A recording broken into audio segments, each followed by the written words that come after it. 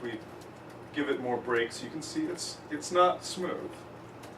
And that's if I did 1,000, if I did 1,000,000, it starts to get smooth, but it's still, you know, like these numbers are not completely symmetric. They're going to be a little off here. This is just sampling from that distribution, so it's not guaranteed to be exact. Okay. And you can try these others, but they shouldn't be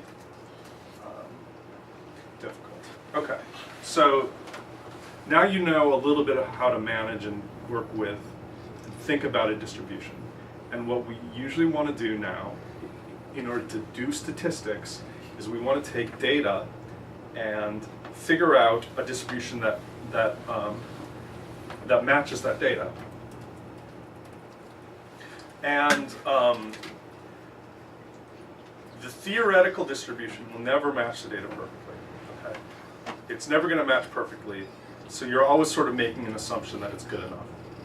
And there's good, and we'll talk about why, but there's good reasons that we use the normal distribution typically. But here are some of the assumptions of the normal distribution that are often violated, but we use it anyway. They're violated in the data we have, but we use the normal distribution as a model for the data. So first, the normal distribution is continuous. That any number could, in theory, be observed. You know, you might observe 3.15962,132. You know, that's a possibility.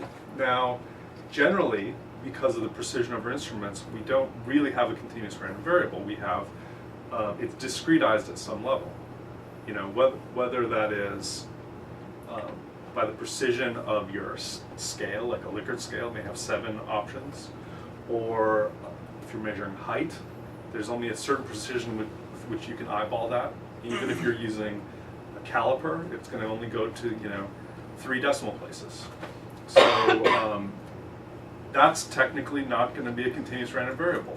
That's going to be a categorical random variable, but it's oftentimes good enough. So that's one area that it can be violated, and sometimes we don't care. It can be more serious if you have a Likert scale with only 7 options, because it really doesn't match many aspects of a normal distribution. Like the range is infinite. For a normal distribution, there is a small, very, very infinitesimally small probability of observing any value.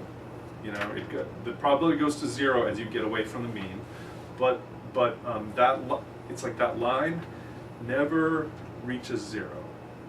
You know, when I was in high school, my math teacher told us how that function line never reaches 0, and we thought we like knew a new piece of wisdom about the universe. It's not that deep. It just never goes to 0.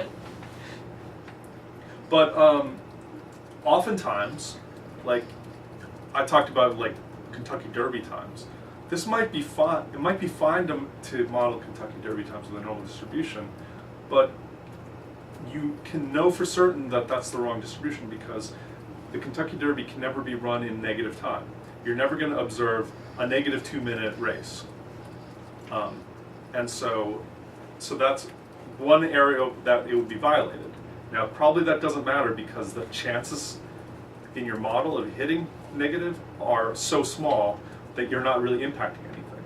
But that's still, but oftentimes you will. Oftentimes you'll still use the model, even though you're sort of expected to not have a truncated range, but you do. Like in a Likert scale, you can't get outside that scale, and sometimes the model will want you to get outside the scale. Also, response time. Response time, you can't get outside that. You can't get a response time less than 0. And you know, on the homework, if you are on the test, if you would have done like band plot, it sort of estimates things outside the range because it assumes it's symmetric like that, and assumes it doesn't have a truncated range. The next one is it's symmetric. The normal distribution is symmetric, and this is frequently violated in all types of data that we collect in psychology, where it's not symmetric. this sometimes matters, and sometimes it's not too bad an assumption. It has, not only is it symmetric, infinite, and continuous, its shape has a very specific bell curve shape. There are other similarly shaped distributions, the logistic is one, that have really very similar shapes. You wouldn't be able to tell the difference between data generated from a logistic and a normal unless you literally collected millions of data points. You just couldn't do it, or at least tens of thousands or hundreds of thousands. So what are the chances that your data really have that shape, even if they are symmetric and range infinite and continuous? It's probably pretty low, and you wouldn't be able to distinguish it from any number of other very similar distributions, but it's probably not a bad assumption, and we'll talk about why the shape is not bad in a little bit. Also, you assume that the data arose from a stationary or uniform process. It means that one data point didn't depend on the last. They were all generated with the same underlying parameters that didn't differ across people sometimes. And all these things can be violated frequently. Also, like, it's not a mixture of processes.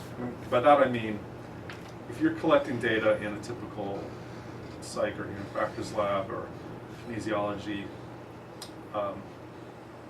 you will have observations, and then you'll have one that's just totally off the wall, right?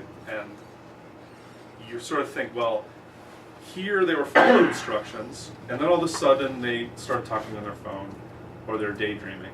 So I've got a mixture of two processes. I've got a mixture of good subject and bad subject, and I don't know which is which. But if I put them together, my estimate of I really want, what I care about is good subject and not bad subject.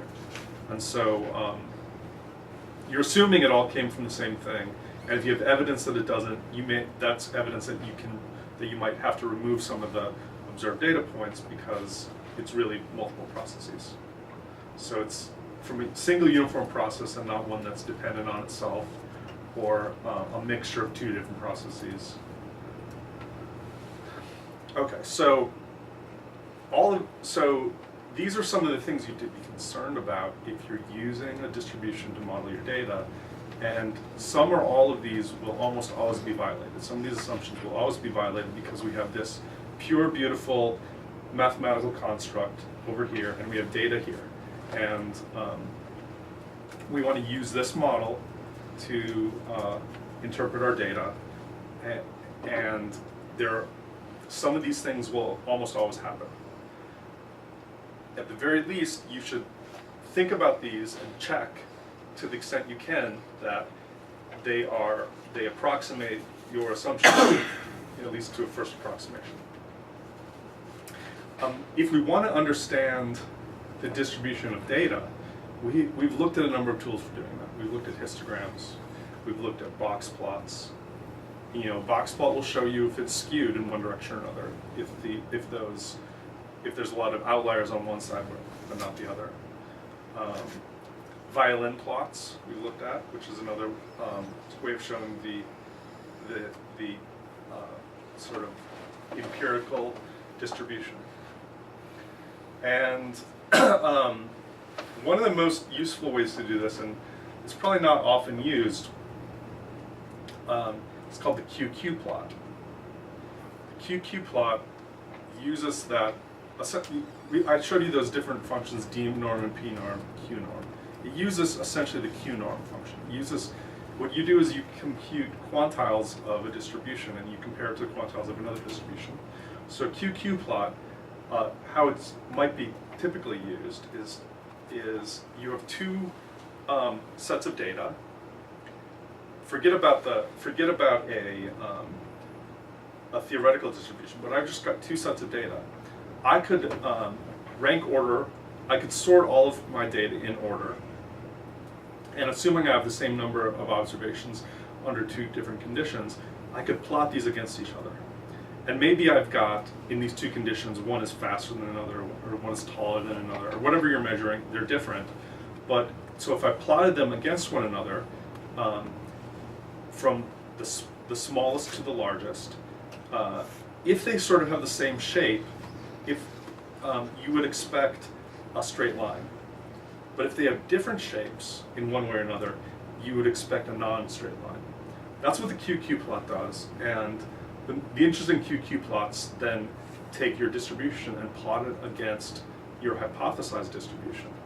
So if I take my empirical distribution and plot it against the equivalent quantiles of a normal distribution, and it's a straight line, that indicates that it's well approximated by a normal distribution. And if it's not a straight line, that indicates that it's not well approximated by it. And maybe there's something I can do about that.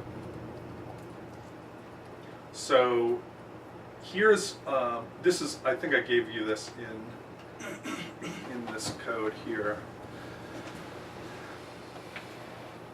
Did you send us code? Yeah, you didn't send us code. You sent us this. Oh, I said I would, and then I didn't the attach data it. and the textbook. I didn't send you this file called figures. No. Well,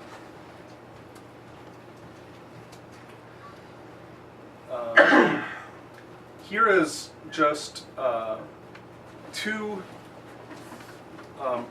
random variables, two sort of samples from